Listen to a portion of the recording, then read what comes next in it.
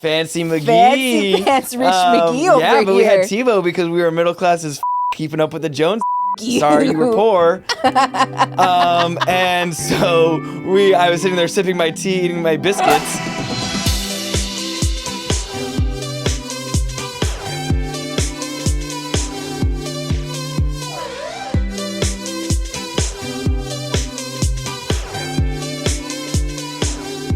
Hello. Hi. Welcome to the pod. Wow. We talk about stuff and things. You look so cute. Oh, thank you. You too. Yeah, I think I'm ready to go. Ready. Can I, may I please start with an anecdote? Please an anecdote. do. I love your anecdotes. About ableness, I think. You might be wondering, you're like, what are you talking about? What are you going to talk about, Erin? Mm-hmm. So I think as we get older, Yeah. I find it is, I know everyone talks about it in jokes like, oh, once you hit 30, Yeah. and like Something happens to your body. like you But just it really don't does. you just don't recover, and like Yeah. you look at something wrong and your back's like Yeah. and Yeah. it's so I feel like my joints are made of dried spaghetti. it is so upsetting. It is so viscerally upsetting, and Yeah. I think I have so much more, not that I didn't already, Yeah. but I think so much more of a like visceral reaction, or like a Deeper empathy. deeper empathy, I think, for people who are disabled and Yes. unable. And I think, I know Yeah. there's that one joke, that there's a Portlandia skit where they talk about being like temporarily disabled. And so they're fucking like, hate yeah, so that there's a skit on skit. Portlandia, wonderful, fantastic show, Yeah. Fred Armisen To and be- Carrie, oh, I'm so, fuck, I don't I'm remember so her name. disappointed. Do you mind looking up Yeah, her name I'll real look quick it up. while Also, I, to be clear, the show is satire. yes, it's totally, it's Very like It's Always Sunny in sketch. Philadelphia kind of vibes. It's like yeah. sketch comedy. Yes. But one of the gags or the like skits or sketches that they do.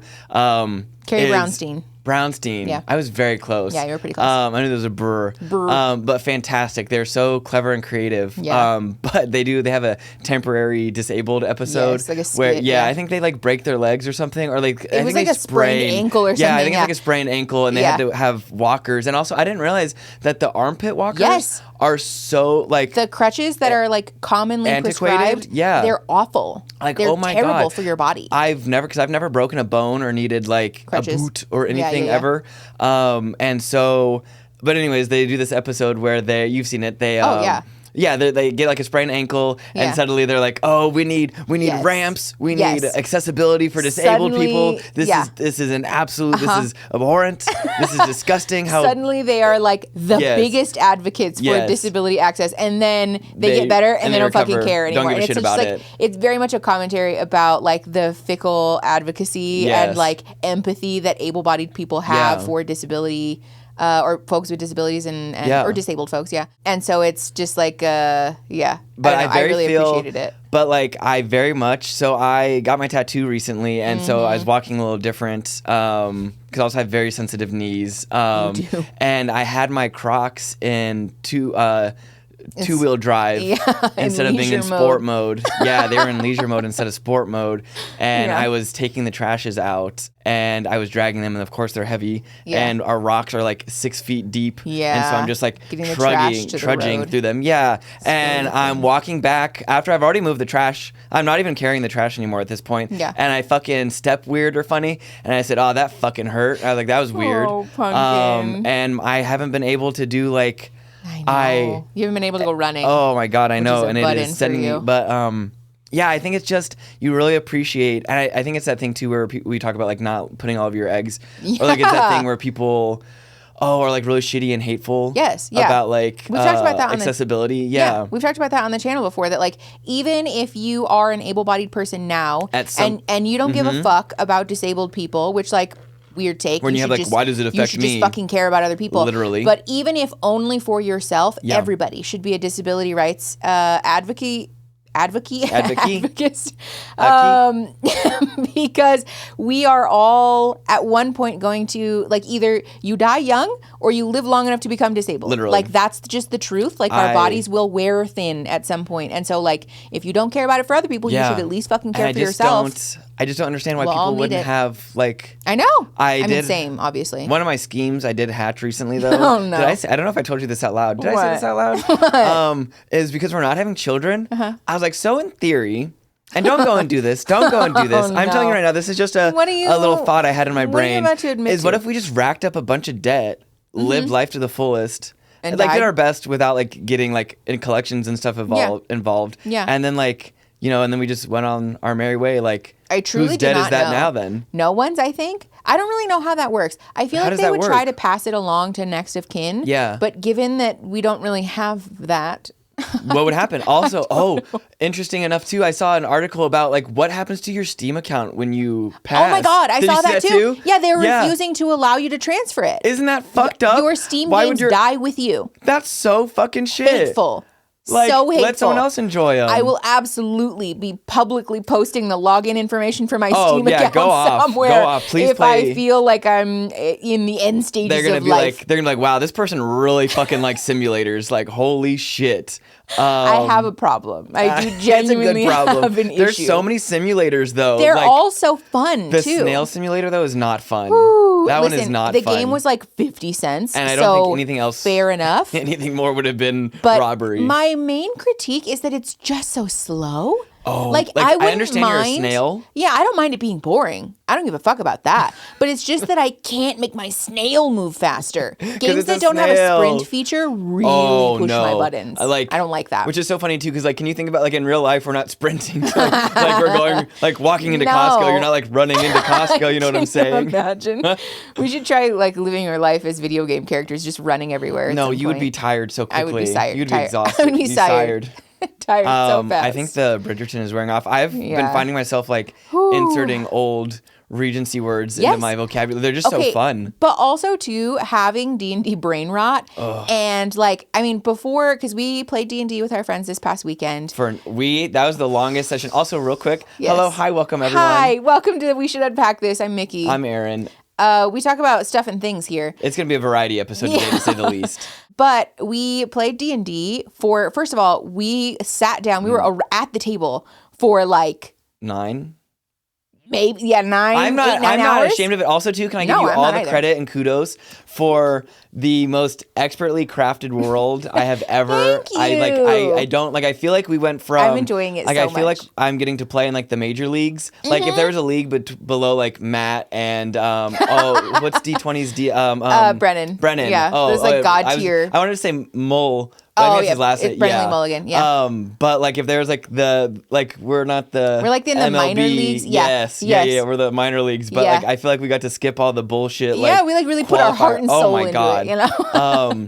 The like Yeah. characters and world you have created are truly so magical and so you. wonderful. Like I'm having so much fun. Genuinely, we ended up getting into combat after like 8 hours. Yeah. And I was There's like a lot of I exposition. was like, damn, I'm like fine if we do like the role playing was so good. Also I we know. had our favorite little margs from Costco. The alcohol It's not to right. taste ratio It's not to right. price ratio. It's so... It's like $9 for a big bottle of margarita mix. with tequila the alcohol included. content is so high. Oh, but it's so good. They're delicious. Oh. But especially, like, I mean, I hadn't really had alcohol since like September of last year. Yeah. Like I had like, you know, like a little like agua fresca thing here and there, or like a beer here and there. Of course. But I hadn't like drank at all. Yeah. And so I sat down and had like 3.5 of those margaritas, and It might have been less than that. there are parts of like there was a whole monologue that The I went monologue on you did was so that I good. have very sparse. I wish we would have recorded it memories of. because it was genuinely so No. like you like strong armed our characters and like that character did into being like you're either doing this or you have the whole city against you, and it was the biggest dick speech I have ever heard. I feel in like my I let out life. all of my repressed rage. Something I was like, did we get in a fight before this? Like, are you still upset? Like, did I do something? I was like, is this at me? There was Am I at one the point. drama? There was at one point I went to the bathroom after you guys had interacted with one of the shopkeep Mm. NPCs, and I heard all of you being like, "It's not about Mickey. Like Mickey's great." I but said it. Fuck that NPC. Oh, Azimuth is a piece of shit. That dude Yes, but fucking on sucks. purpose. Like No, he's good. It's I'm good. so proud of myself for like You creating. stuck to your guns, Yeah, it's like a too. convincing enough character Yes. that y'all actually hate him. Yes. You know, like I'm so proud of myself. Do Anyways, actually hate him? all of this was kind of a rabbit trail. Sorry, but just to say that like. having the D&D brain rot that I do, Yes. plus like watching Bridgerton in the way that we do, I feel like my little brain, You make it sound it's like we watch TV some special way. well, I mean, just like we're like watching Bridgerton a lot. And then I'm like, you know, I made like 30 fucking NPC profiles before we sat down to play for 8 hours. So my little brain, it's like I'm defaulting to medieval Yeah, that's totally fucking fair too. I'm having to like catch myself to be like, don't say that. That's fucking embarrassing, Mickey. You're like speaking in the way kids used to Naruto run at school to lunch. That's so embarrassing. I love it. I think it's cute now. It's kind of fun. I wish, oh man, I am so thankful that we get to. Me too. I love when people are like, oh, who's your DM? I'm like, my wife. Yeah. Like, it's me. It's you. No, I'm having so much fun with it. It's such a good time. I know. If you are interested in D&D, like, yes, we have. I will say it's been hard. Like, it probably took us a year. Yeah, to find like a good group of people. But like, I want so bad to DM a campaign for the people that are on the Discord server. Yeah, I feel like we would have so much fucking fun, but I just don't have the spoons. Like, I want you to know, by the way, if you're in the Discord server and you want to play D&D, I am making such an effort to like get my work-life balance under control. We do our best because I would love to be able to play D&D with the people on our Discord server. We would have so much fun. I feel like there's no reason why you couldn't. You should. I feel like this world you've created, like you should still. Agreed. I feel like I could just use that for a new campaign. Because also too, it's just like our characters would be like. Also, I think that'd be so cool if the players in there bumped into our characters. I know. Well, and a lot of the shop names and NPCs are like inspired by people in our Discord server, which is so fun. I don't know if this was Aaron doing this or if this was like after having a few drinks moment, but like when I didn't think because I'm playing like a druid who's from the Fey realm who's like not very familiar with anything. Yes, yeah. And is like still learning their abilities. Very fish out of water. Yes, but we got in combat and someone hasted me and I was like, I don't know why in my head I'm like, oh, owlbear. I'm like he was like, I'm wild shaping. It's wild shape. Yeah. It was so good though. It was so good though, but it was like, but I did it in a way that I was like, I don't know why this is happening. And I was like the very rage, like very like Karlach. Yes. Yeah, like you couldn't control it. Yes. Which also is my favorite thing about our like group of people that we're playing with is that people are like so committed to the bit. Oh my God, I know. know. Like there's one player at our table who does like the best little old man accent. And they it's really do. They really do. They're just like very in character and like very playful and like he does silly. a little whistle, the little. Yes. Like everybody at the table just does such a good job of like making decisions from a character perspective and like. And that's how we're playing it too. I'm so proud of us. We're everybody's so mindful of like not metagaming and stuff too. They're like, well, I know this, but like my character wouldn't. Yes. So it's just cool to see like people really getting into the role play and stuff. Like that's my favorite part of D&D. It really is. It's been such a good journey. I know. I sit around a table with a bunch of my adult friends to talk in silly voices to each other. I won't lie. I did do it to humor you to play. It has gone so far beyond that to say the least. Oh, it's so good. There was a TikTok. Yes, I think you wanted to share, right? I want to share this with y'all because I feel like is it me? I don't think it's me because there are a lot of people are pretty perturbed. But let me share this with you. Okay, let's watch this together. Do you use a washcloth? No, me either. I think disgusting. Am I scrubbing my body with a washcloth? Yeah, absolutely not. I know. I think we're. That is like a UTI waiting to happen. I think we're in the minority. I really do. No, I think we are. People use washcloths? I think so. Like for their body? Yeah. What do you mean? Like, what are you washing your butt with? My hand. I mean, like, what? I would never. I would never. I'm crying. Would never do that. No, I'd burn the wash. Admitting that you go hand to hole with no barrier is wild. And also doing that, but then calling people who use washcloths gross? Huh? It just... Say what you're going to say because I have my own thoughts about this. I'm not like unfamiliar. Like I'm not like afraid. Like I don't mind doing like.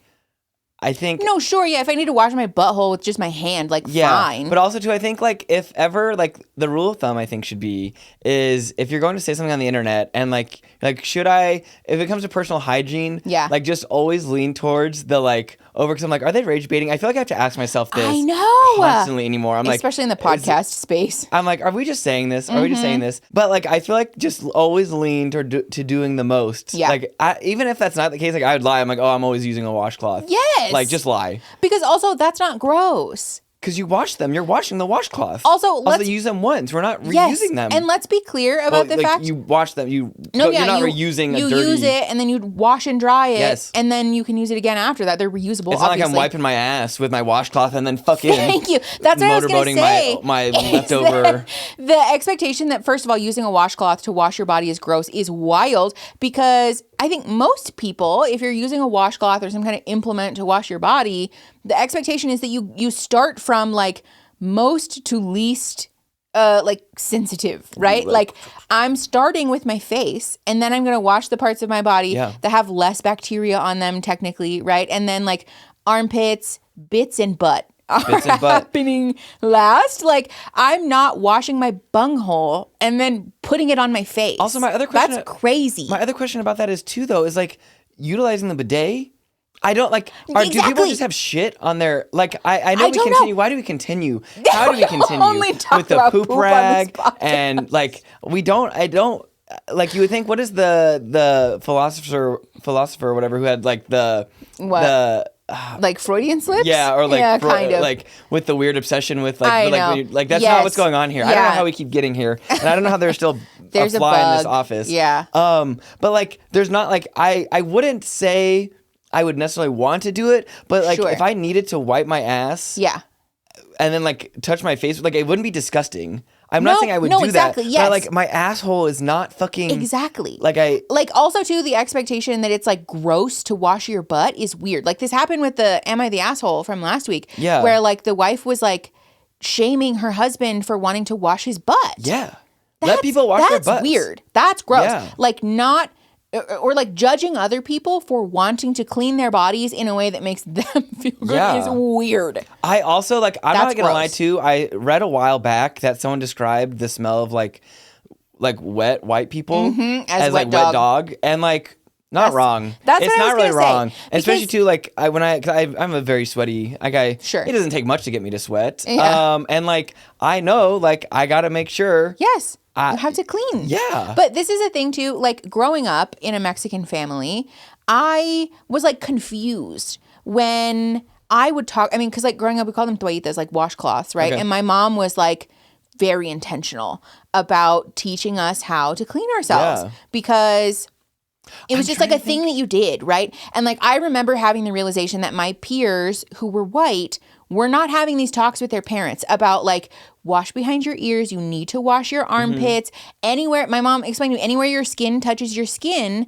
is going to get stinky. And so you have to wash that with a washcloth and with soap because you're also getting all of your dead skin off. You're getting like any toilet paper that gets stuck places, right? Like all of that needs to come off because you don't want any like bacteria and like stuff in there, you know? Yeah. But like growing up, that was like a thing that was like, yes, you need to wash your legs. Yes, you need to exfoliate yourself. Yes, even if you don't feel dirty, you need to take a shower. Like it was a thing. And like I was very confused by growing up and having the realization that my like white peers were not having those conversations with Yeah. Do you remember how were my I feel like I used to smell because I always remember it was instilled upon me that like you always make sure you brush your teeth and it's because girls won't want to kiss you if you have stinky breath. Yes. And like honestly, fair. That's not that's a good motivator for a teenage boy.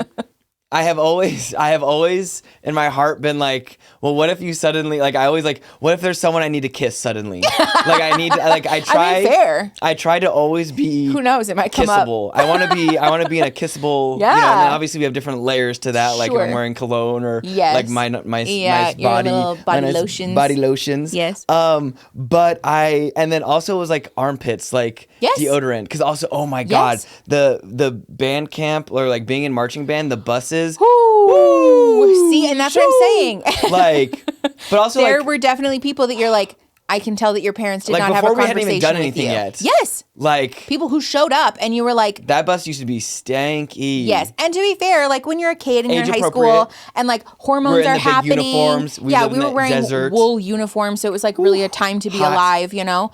But like I just don't understand the fact that these people are like shaming people who clean themselves is super weird. Don't shame people if they're having good hygiene. Like that is an interesting take. Also, like what a way to tell on yourself. I just can't imagine. Because also I'm trying to remember. I'm gonna be honest though.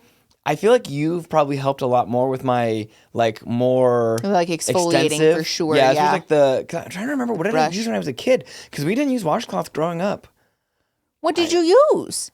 Pumpkin, I'm trying to remember. Because I remember it was a big moment because I decided in middle school, high school that I wanted to start using loofahs because in my mind that was mature woman. I was like, I'm not a baby. I Mom. felt was I using loofahs?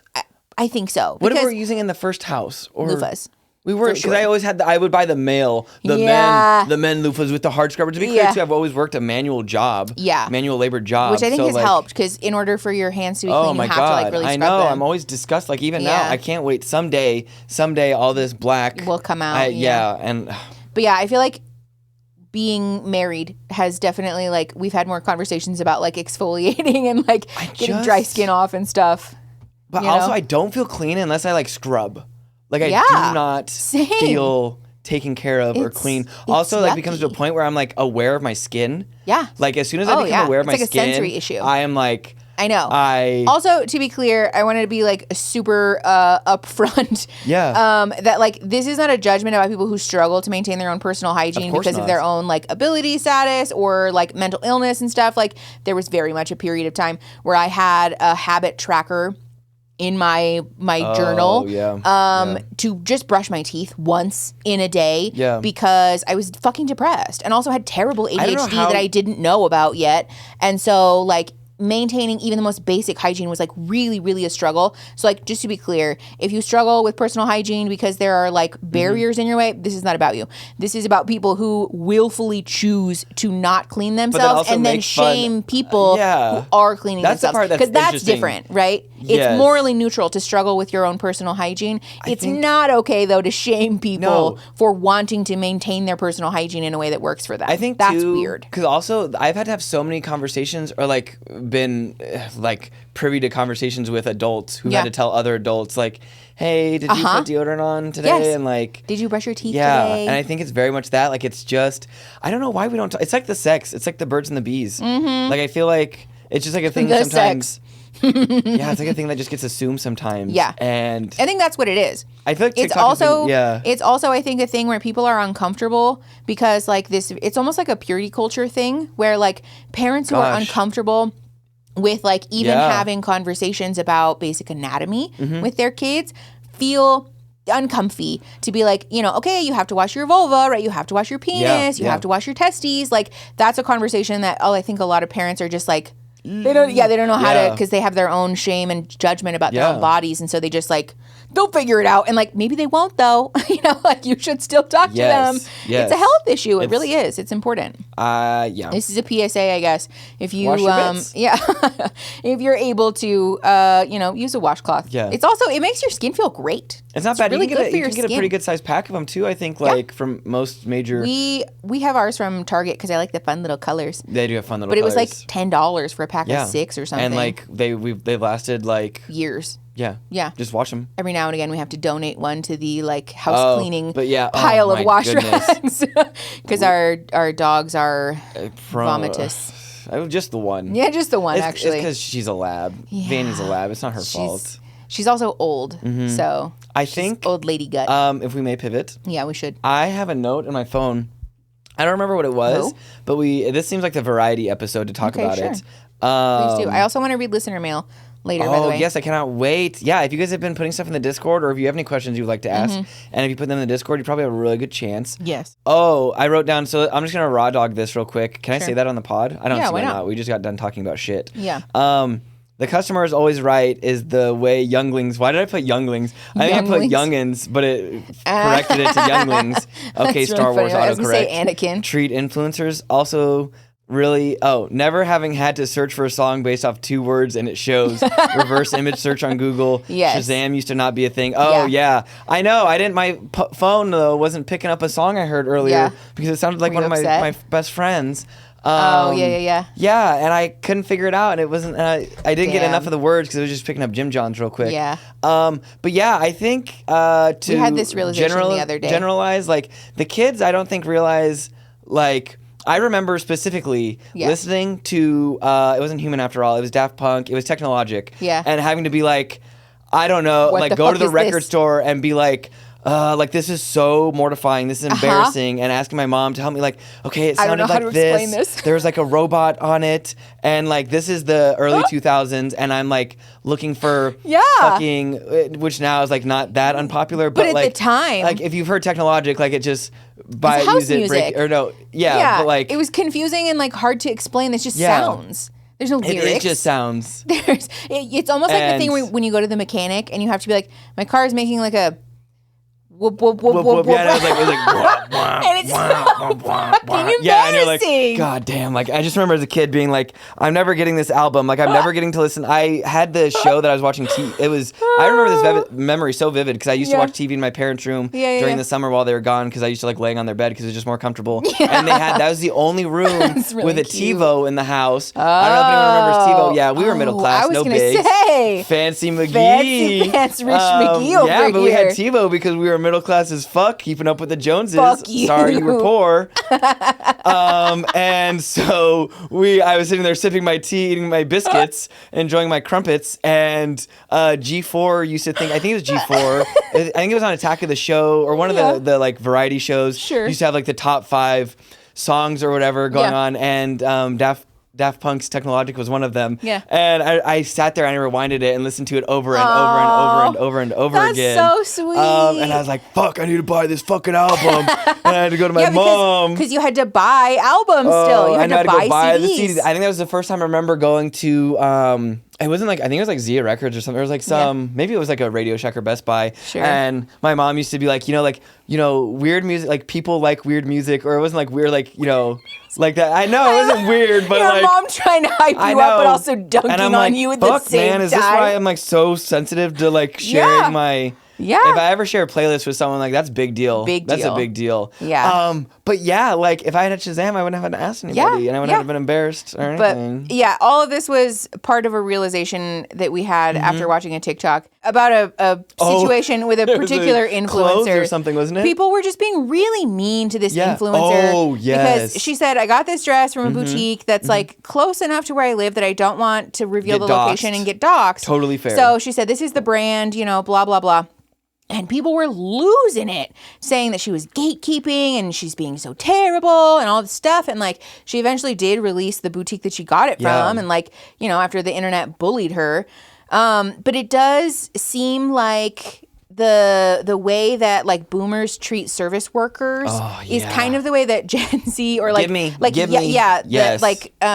cuspers and like younger people who have like become too used to the internet existing will treat influencers and like people on the internet. It's like the dehumanization thing. I mean, we've talked about it on the channel before that like anybody really who is like too online can fall into this trap of like dehumanizing other people on the internet because you're just so like lost in this like online culture that like, you forget that that's like a whole ass person, Have we talked about that before, the driving a car thing? Like everyone feels fine to flip off the car in front of you. Until the windows are down. And then like you get to the same place, there's a human inside there. I thought it was just an autonomous being. Well, yes, and all of a sudden it feels very intimate and dangerous now also to be yelling and screaming and losing your mind at this person. Because also, can you imagine if you did that in public where like you were, like someone was walking, you're like, where did you get that fucking shirt? Yes, exactly. Like, whoa. Or like, would you ever just stop a stranger on the street and be like, where'd you get that dress from? And they would be like, some boutique. Where? Are you gatekeeping? Why won't you tell me? Why won't you tell me? Also, too, like sometimes things might just be a one-off, or like it's like the thrifting. Also, the kids love thrifting. They should understand. Like, I know. Also, sometimes, and I know this sucks, but like sometimes everyone just doesn't get to have everything that everyone else does. We talked about this too. That like people who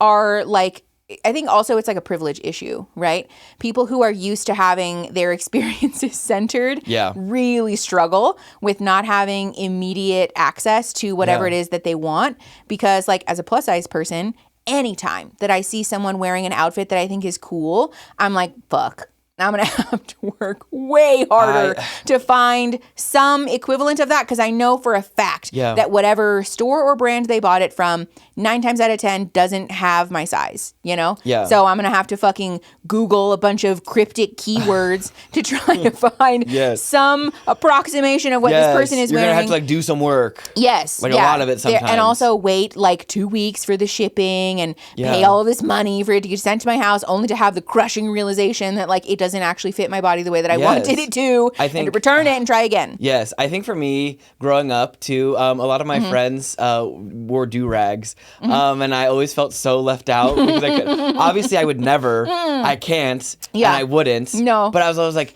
damn, like I wish I could, like I feel so left out, you know? It feels like everyone had like some cool thing. Something cool. Yeah. Oh, and I know that's obviously so cute. I mean, know. it is. Yeah. It's yeah, like, but I'm like, obviously I would never, but I'm just like, damn, you know? But like, yeah, I think that's a good example. And like, you know, like you just have to like, sometimes I don't get to wear do-rags, you know? And that's totally fine. Yeah. It is You'll fine. be okay. But like, you know? Damn, yeah. I know, yeah. But like, that's the thing. Like, I think it's just like, it's okay. Like, also too, like, love that for you guys that you get to enjoy it for me. Yes, exactly. You know? And like, yeah. I I won't lie. There's like a little bit of bitterness in my heart sometimes about like straight size people who just have access to the whole ass world of fashion. I know. I feel so bad sometimes too. Because I'm like, what do you mean you can't just go buy it? Like, I know. I forget. But also, it's like fun and gratifying to see people wearing clothes that make them feel good about themselves. Yeah. You know, like as much as I might have a little bit of jealousy about not being able to do that for myself, I still am going to be like, you go, man. Like, that's so cool. But and I also love too, that you feel good about yourself in those clothes. Yeah. You know? But also, too, when you put a fit together and it, like, works and it clicks and, like, after all your hard work and you're searching, like... The dopamine is unmatched. That's the shit. Yeah. That's the shit right It feels there. so good. Yes. Yeah. I also have such a deep respect for plus size people who have sick ass fashion sense. Oh, yeah. Because I know for a fact that it takes, like, 3, 4, 5 times as much effort for them maybe to even more than that, consistently literally. have really cool ass fucking outfits. I'm like, so like deep respect, deep admiration for that. I think that's why it's so crazy too when people. I think it's the question we have to ask ourselves a lot, and I think it might be a little bit of a hot take, but like, are you fashionable or are you thin?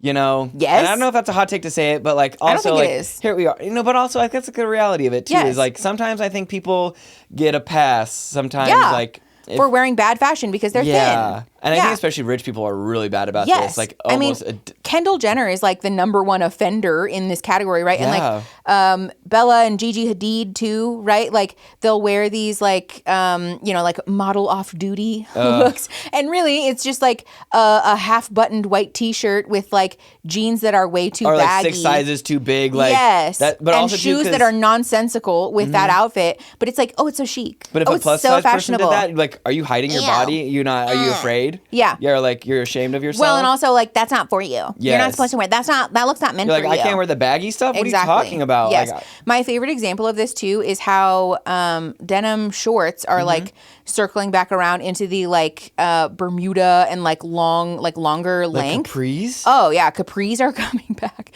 much too much. I feel like, we've been watching Secret Life of the American Teenager and the fashion. The layering. The fashion. Criminal. Why? Criminal. There's one episode where I was like, is it Christmas? Is this a Christmas themed episode? Because she has a red. Yeah. She had a red. It's like a white t-shirt and then with a purity. Like a little purity cami thing. Yes. And then a red, like thick tank. Yes. And then a green thin tank on top of that. Also, why is Amy, right? Yeah. Why is Amy always carrying her French horn around everywhere? We get it. Why is she wearing her band She's uniform in marching to class? band. She likes band that marches. I know that they're just using it to try to instill context clues. I get it. But it is so ridiculous, and it's such an immersion breaker where I'm like, I can't take this seriously. Also, love the shade at the cymbals. And I said, oh, babe, they got your ass. They said, what's the easiest instrument to learn? I still know how to read music, bitch. I could have played other instruments. I just chose not to. Okay, You were too cool. You were I too did try cool. to learn how to play the French horn actually, and it turned into me and my friends in the back of the room just making fart You noises. just wanted to put your hand in something. We I were just think. being jerks. Oh, we were man. being such a thorn But in the also, side like, of our band instructor. But also, Looking back, deserved fuck it. that Well man. deserved. He Well sucks. deserved. Yeah, that man's a piece of shit. Yeah. Anyways, do you want to listen to some or read some listener mail You want really to do quick listener before mail? we Yeah, talk about let's Bridgerton? absolutely do it. Okay. Oh, I did so much reading last time. We should go to the local library sometime. I highly recommend. Ready? Mm-hmm. Okay, so first question. This is from Hope. They said, hello, totally fine to use my name if I answered. Hi, Hope. I normally only lurk in the Discord and stream, but I have a question that's been really on my mind. Question, how do I find a therapist when there's a million steps just to be seen and just making a call or opening on the website is as much as I can handle without retreating? For context, I've been in and out of therapy for almost a decade, but I know how much effort it takes to start fresh, and it's always been a lot for me. Nowadays, it seems harder than ever to seek help when you really want it, but have mental illness. First of all, big love to you if you're also struggling with this, and also to you specifically, Hope. Because this shit sucks. Like, it's so real. Oh my God, it's a real fucking problem. It's so exhausting having to like debrief. I wish I could just be like, can I just show you a movie real quick or a video? Genuinely, as a therapist, the people who are like, be quiet, sit down and shut up. The show is about to begin. Yeah. Let me just fucking explain to you. Like, let me fill you in. Yeah, I'm okay. Like, please do. Please just word vomit your stuff at me. Give me a PowerPoint presentation. Yeah. You know, like, I love that shit. But honestly, the best advice I have for, like, trying to get in to see a therapist is that, like, first of all, I just want to validate it is really hard right now. It's hard, yeah. But the thing that helped me a lot with, like, the spoons aspect was to copy-paste stuff. I just smart. One time put in a Word document or a note on my phone or whatever, my, so like, smart. Intro, and then just copy-paste. Copy-paste. Smart. Yeah. I know. I'm the worst with the questionnaires. Resend that fucking email. Resend that inquiry on Inquiry. Pretty princess. No.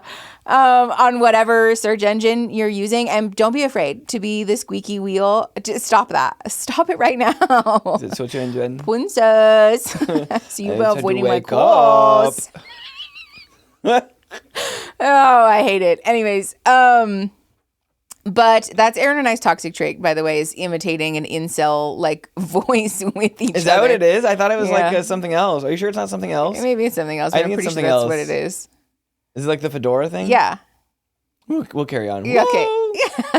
But yeah, I think also if you're able to outsource that in any way, like if you have a friend or a loved one who has more spoons than you, and you're able to type it up one time, have them copy paste it and send the emails and the email. And like, just don't be afraid to be the squeaky wheel, because it really genuinely is so hard. And also asking like, do you have a wait list? And putting all of your information in one inquiry, right? So if somebody has to do the exchange of like, okay, what's your insurance? Okay, are we doing telehealth or whatever? That, like, it sucks. It's not the way that it should be, but it does decrease the odds that you'll eventually get in. Yeah. So put it all in one email. Try to be like concise, obviously, but be like clear that like, hi, this is my name. I have so-and-so insurance. I'm looking to be seen in this capacity. I have like, generally issues X, Y, or Z. I've been in therapy before, or I haven't been in therapy before. This is what I'm looking for. I think you're a good fit, blah, blah, blah, whatever. Yeah. And just, again, copy paste. If you're able to outsource that to someone or have somebody help you with that, I think that's like a great like accessibility thing. But like ultimately what it comes down to right now, especially is like wait lists and like being the squeaky wheel who will continually reach out to people, because there's just... there's a shortage of therapists, which is not the way that it should be, I think just to caveat and be clear about that too, don't be like, yes, reach out to lots of people. Don't like, if a therapist tells you no, though, to... Oh, yeah, no, if a therapist says no... I thought you were insinuating like, oh, if they say no, keep working on it. No. If they definitively tell you no... then like obviously you need to move on and just talk with another, reach out to someone else. Just keep emailing them. But just because it's common for people to not hear anything back at all. Like that's not the way that it should be. I know. But if you don't hear anything, don't be afraid to send the email again and be like, hey, following up, or even just copy paste it and send it again, honestly. I know. I hope that helps. Big love to you. I'm sorry that it's so hard to find a therapist right now, because again, it's really not, that's not the way that it should be. I know. Especially a good one. I know. This question is from Jesso. They said it's okay to use their name. My question is pretty broad and also kind of specific. What's it like being a therapist? Broad because that's a very big question, but specific because I know it's probably different for different therapists. But like, as much as I admire and value the work that therapists do, I don't think I could do it. It seems like it could get so heavy and hard sometimes and exhausting. So I guess the question is part, what's it like on your side, and part, how do you do it? Okay to use my name if you want. I think I can answer this one. Go ahead. This one. Please do. So you wake up Make sure you're a little bit late. Make sure you're always running a little bit behind. And that way you can show up to your session disheveled and like, sorry, like I just got here. I do not do that. And then you have your sessions, and then you have to cram food in really quick so before you get to your next sessions. Yes. And then after you get done with your last session, you need to make sure you cram your notes in or else they're not getting done. Yes. And then you sit and rot on the couch until your battery is filled back up. Stare into the void. Yes. Does that sound right? Did I get it? Actually, I think, somebody said, am I allowed to piggyback on your question? I just wanted to ask, what's it like being a neurodivergent therapist? Okay, mine was a neurodivergent therapist then. Yeah. That's what I was sharing. That's what I was thinking. Yeah. They said, I'm in the middle of my bachelor's right now and I want to become a therapist eventually, but I have ADHD and struggle with eye contact, which I worry about being an issue. Also, if you have a neurodivergency and you can, don't even. I gave you one freebie, and I would like we've talked about it now, so I'm not even getting the freebie anymore. Fair enough. None of my business. I think if you have a neurodivergency and you're able to and have the means to and go to school and to become a counselor, therapist, whatever variety you would like, I feel like that's still really important and valid and valuable because like having more people that are similar and like that just helps because you have experience in the thing that like a lot of people are struggling with. Yes. And I feel like that's so agreed. Nice. Like I know the other day I found out my therapist was like working on getting back into playing their instrument too. And I was like, oh, that's like really. I like you so much more now. I know. I was like, that was like a really good self-disclosure because I was like, okay, fine, you get it. Like fine. Exactly. Whatever. Yeah. Jinx.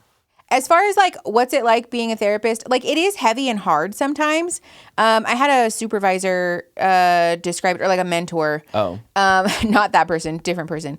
A mentor describe it to me one time as like wading into the ocean, right? Like working with people's trauma and trying to pretend that you're unaffected by that is about as effective as walking into the ocean and pretending that you're not wet, right? Like that's not how it works. Yeah. I love that. Yeah. I thought that was like a really nice metaphor because I was like, yeah, that's how it feels. Yeah. Like you're really trying not to be, but you're like, it's happening. Like, But at the same time, I think what people don't see though is the payoff of like watching somebody have a life-changing realization. That sounds so fun. And like especially well, and when clients make it to the end of their therapeutic relationship with you and you're like, it is time, my friend. It is time for you. Yeah, you do like the little memory reel. Yeah. You do the like flashbacks. Yeah. After every like closing session that I've ever had, after like client has like completed their work, I've sat and like cried a little bit because it's almost like the thing about it that's so happy. I know it's a really interesting and like kind of profound experience because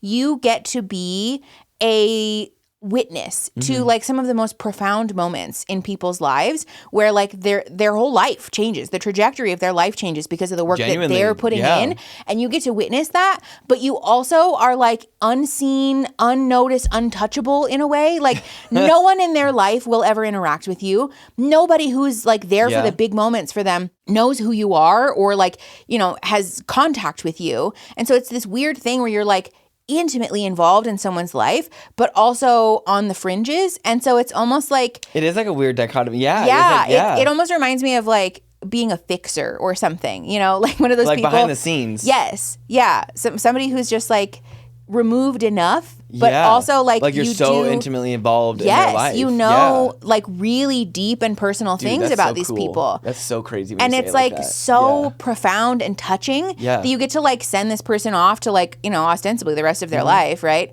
After they've done all this work on themselves. And then like no one will ever know, really. It makes me really happy. I think it's something that is like very specific experience that you like need to want to experience, but it really honestly is kind of magical. I think if you don't mind, if I for transparency's sake too, because you've discussed like giving, not like stopping per se altogether, but like definitely like not seeing clients necessarily. But I think we've talked about that. It's so interesting how that like that what you just explained and described to me right there is that thing that you always come back to where like I don't know if I can give that up kind of a thing. I think that's like so life-giving. It is. And like it really is. Yeah. It's a part of therapy that is like kind of addictive in a way. It's kind of a high. I think especially too because you probably don't get to experience that. No. It's not like every day you're getting to. Well, and that's the thing too is that like because the therapeutic relationship is so boundaried, it's not like supporting your friends, right? Yeah. Where like taking on a supportive role for your friends when they're walking through something traumatic or really difficult feels really heavy because you love them very deeply, because their pain is your pain. The outcome it probably feels so much heavier. Like, yes, and it's not that you're not affected by people's trauma, but like having that very boundaried relationship allows you to be outside of it enough that you can still like process that fear and sadness and whatever, and like let go of it and like let somebody else own it, right? Because that's the other thing too, is like it's not mine, it's not my life, and like I think that's a really important reminder as a therapist too, that like it's not my stuff, and so therefore it's not my decision. You know, like I don't get to decide. You're genuinely just there to just kind of provide the space. It's consultation essentially. You know. Like really deep emotional consultation. But yeah, it's like a very emotionally profound experience. And I think that balances all of the trauma, I guess is what I'm trying to say. I think too, the other thing too that's I've noticed interesting, or like, because I've always asked you like, oh, do you think of your clients like outside of session and stuff? Yeah, it's hard not to. Oh, how could you not? You know, I feel like. And especially like, you know, when clients ask you stuff about like, oh, do you watch Bridgerton? Like hell fucking yeah. Like, yeah. And so, you know, then like if they have a particular, like a take about a particular character or whatever, then the next time that you see that character, you think of that client, oh, that's you know? so sweet. Yeah, but it's something that you have to keep that to yourself, and it's not something you can share with anybody. Of but course. like, obviously this is a fictitious example to be clear, but you know, it's just something that's like, you got to keep to yourself. Yeah. It's almost like living a double life in a way. It's kind of fun. Oh, it kind of is really, because you like have all this information on, I think we talk about too, like if you ever bump anyone or see anyone in public, like you know them, don't know them. Yes. Yeah. Well, and that's definitely happened. Like we've been out with like friends or like out drinking and just like out and about, and I have seen people, and like sometimes I've made eye contact with clients and like recognized that like, oh, you know, but like you can't say anything. No, you don't do anything. You don't react at all. You just kind of like move along. That's so crazy. Yeah, it's really interesting. Oh, I would be always like, I'd like on the lookout. Also, we never go anywhere or do anything. So we're probably safe, that's also part of it. But yeah. All right, you want to talk about Bridgerton? I think it's time. What do you want to talk about? I don't even know. I just think so. We're halfway through what's available. So we have finished season 1. Yes. And we're halfway through season 2. Yes. I think I just want to kind of take it at face value and kind of just give our thoughts and opinions, I think. Sure. Let's do that. Is there anything that stands out to you before we get started? I think generally like the vibe, the costumes, the acting. So fun. So great. Yes. So absolutely. Like it's like getting to watch a long, extended Pride and Prejudice. Yes, and I love exactly. it. And it makes me so happy. I was talking with a friend about that this morning because I think a lot of the other mentally ill girlies use Pride and Prejudice as a struggle movie. Right? It's such a good movie, though. It was a companion so for me good. in many of my depressive episodes in college. And so I do just kind of have a fondness for like the Regency era little drama, I know it's romancy super fucked stories. Up and trash, but like of course. The romanticization of it is so easy to do. Yeah. It's so yeah. Well, and I think that's the thing about Bridgerton that I like is that it does remove a lot of the fucked up aspects of that, right? Yeah. To be clear, it's important that we educate ourselves about the reality that how it actually was of that time period, because it was a terrible fucking time for everybody except for white men, right? Basically, yeah. So like that sucks. Like the actual Regency era is not really something that we should be romanticizing, but like from the fantasy perspective, in the same way that like we're fantasizing or romanticizing the medieval era when we play D&D. Yes. Like it's fun. It's fun to suspend reality and like see everybody in these fancy pants little outfits and their little balls. Yes, and have their little dramas and their little go about the town.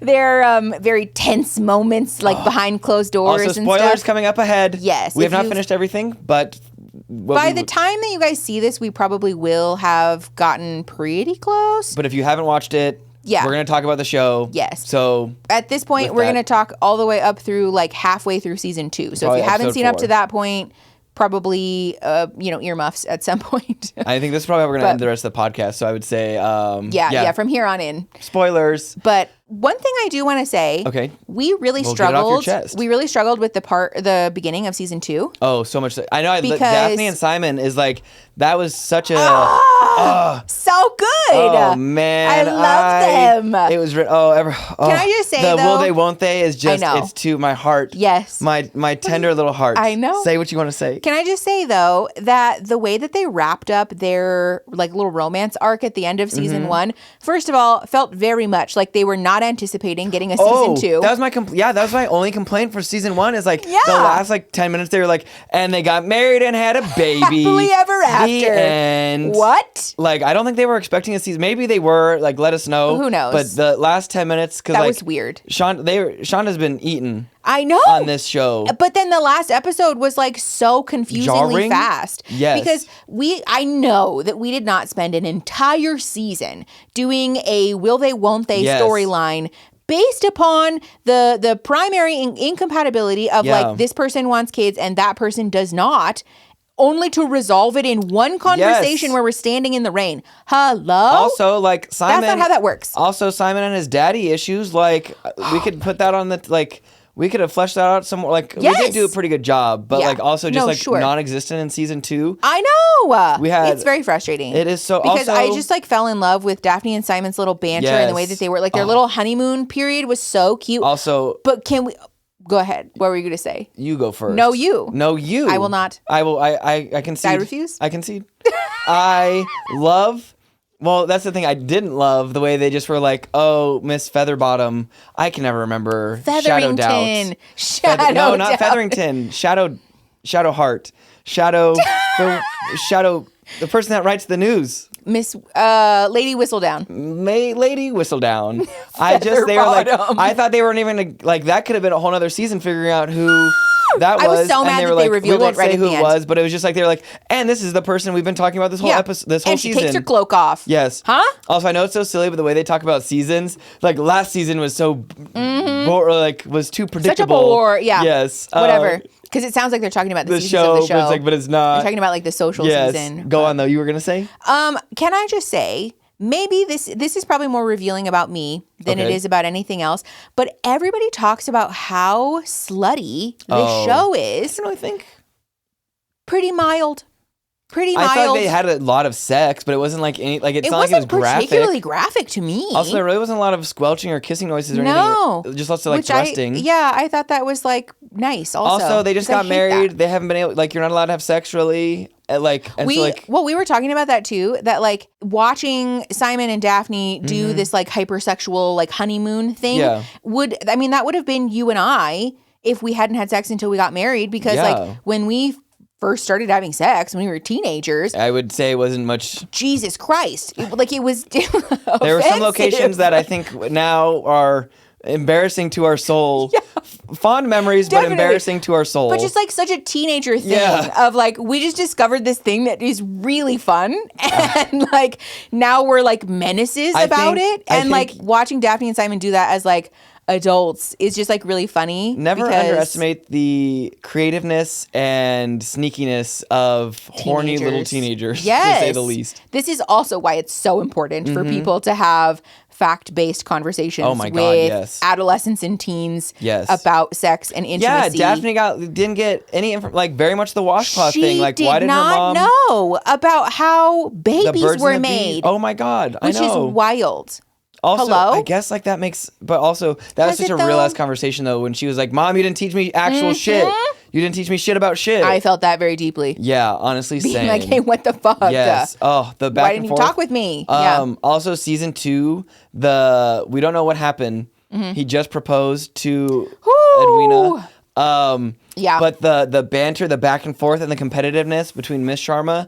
Oh, so good. Ooh. Oh, and Chef's the rifle kiss. scene and the bee scene. Oh my God. And the library scene. So intimate. That to me, honestly, is like more slutty than the actual intercourse. That embrace there at the end and the storming off and chasing after. Oh, so good. Love it. So good. Oh, I love a good chase. The tension and the slow burn. Also, okay, no, go ahead. You go. No. Lady Danbury reading everyone to her ability to read everyone to filth without saying what's actually being said. So good. Daphne can thank her. I love Lady Danbury. She's my favorite. I cannot wait to see how I feel the Viscount. Also, though, my complaint is why did we get rid of the mutton chops in season 2? It's such an immersion the messy breaker. hair. It felt like the time. Yes, it felt more timepiece with their weird mutton chop hair. Yeah, it's not like as hot, I don't think. but also like makes more sense. Also, Eloise, her monologue about like I don't wear my rebellion as a party outfit. Yes. God damn, that was some good writing. Fuck me. I love also, Eloise. That little poem about like loving someone and crumbling their defenses. I know. So cute. Also, love we got a little gay sex in there. I know. And a little like I'm polyamorous open relationship thing going on I'm there. hoping that there's some more like visible queer representation happening. I hope they flesh that out some more. Yeah. Because it would be really cool to see that. But that said, the whole thing that happens, we're not going to like talk about it explicitly because I don't want to have to put a trigger warning on this video. But the thing that happens between Daphne and Simon in regards to like her wanting to have kids and him not was really unsettling and off-putting. We kind of didn't address that. And I don't know if that was like on purpose Which or not. is yucky. Or like, yeah. I know that there was kind of a kerfuffle about it when that season first came out. I don't remember being really? super aware of it because I was like, I don't watch the show. I don't get it. Doesn't apply to us. Yeah, but after having watched it, like fucking yuck. That made me uncomfy. Yes. That was it was really not off-putting ideal. and not okay. And also that they just like didn't But then talk she got about mad at it. him. Hello? Like, that's very, girl. very off-putting. Yeah, I don't like that at all. Also, I will say the age gaps between, I know. That's gross. I feel like Didn't they could have that. handled some of that stuff a lot better than they did, which was a little I think- disappointing. Who's your favorite character as of right now? Lady Danbury. Really? Yeah. That's totally fair, honestly. She's got good takes, I She's think. so wise, and also she's She funny. is so wise. Also, I love her, like, Miss Shawarma being like, oh, how do you enjoy it? You seem very content. Yeah. And she said, motherfucker, I have earned this content. Yes. Like. Also, you did not just call her Miss Shawarma. Miss Shawarma. Her name is Sharma. Oh, Shawarma is a no, type we got to cut that. And then Edwina, so there's a W, and then, like, am I keeping that in or am I taking it out? It's up to you. What do we think, gang? I'm Miss so Sharma. Embarrassed. I am flushed. I It's feel okay. I think I'm gonna keep it in. Okay. But I am hot. I am hot now with embarrassment. I feel like I just misgendered somebody. You know, I feel so. The important thing is to learn Sharma. from it. Miss Sharma, yeah. Yeah, I think honestly Kate though, is her name. it is Kate. Like, because I was thinking it's not Dee Dee.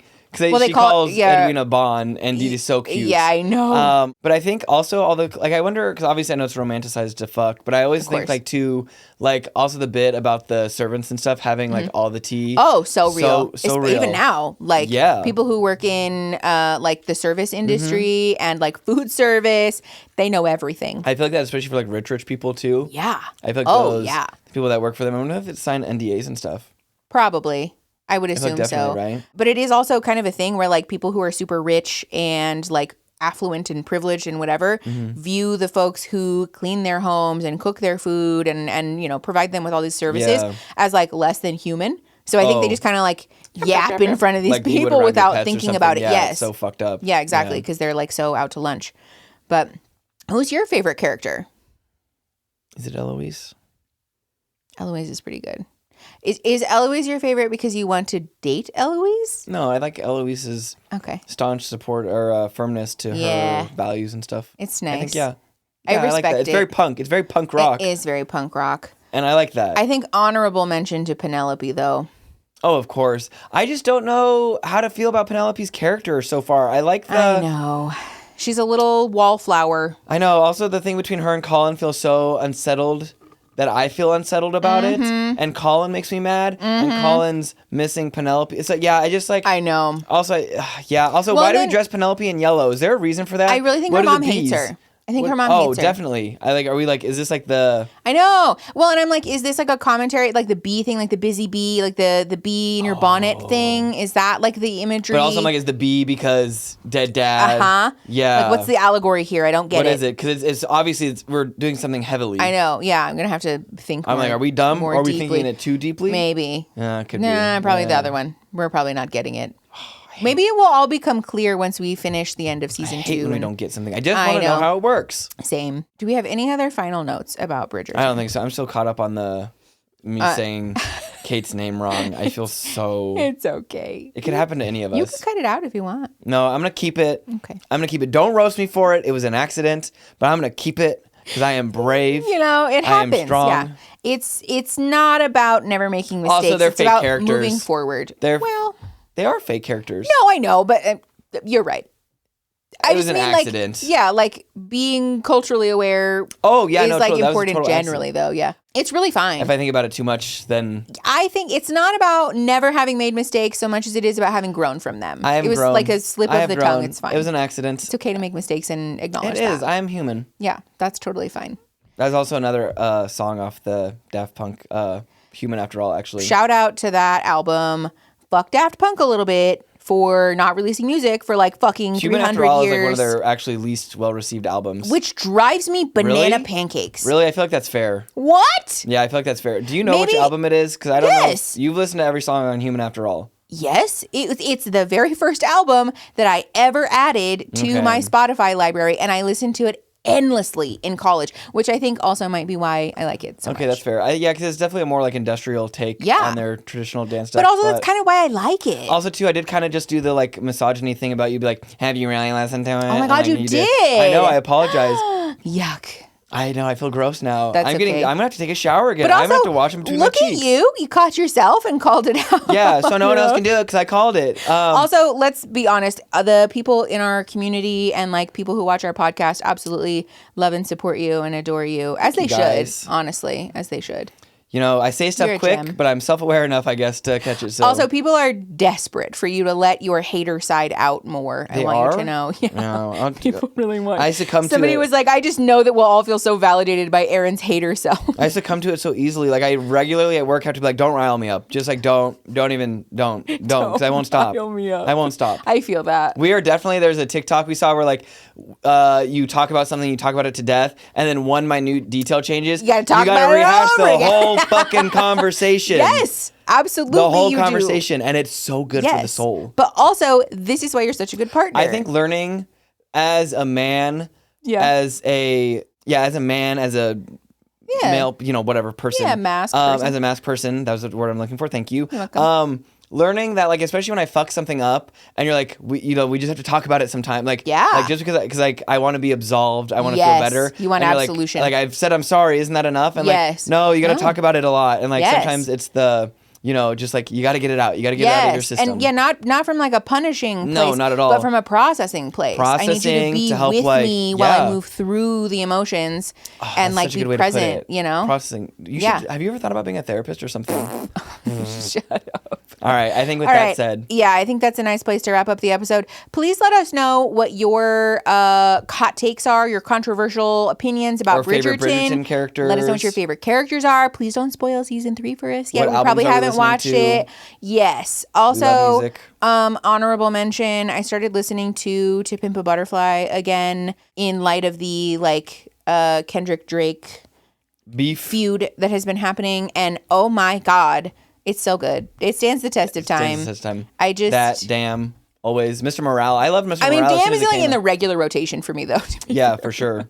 I know it's like that thing where you don't pick and choose songs. It's just the whole album gets greened. The whole fucking album is so good. I have been revisiting Passion Pit and Manners. Ooh, yes. And I recently. I don't know if I talked about this last time too. Yeah, just like an old song from when we were kids. Yeah. Our expandeds and stuff, and it just like transported me. It was amazing. I love good. that. Yeah. And The Battle Begun. Yeah. So.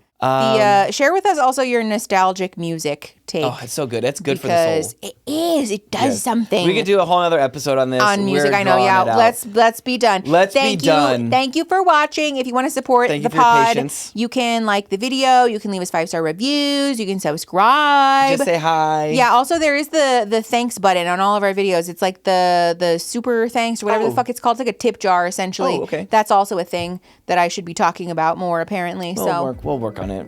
It's fine. We're just here. But thanks for being here. We love you all the most. Thank you for watching and listening. Yeah, we'll see you for the next one. Bye. Okay, bye.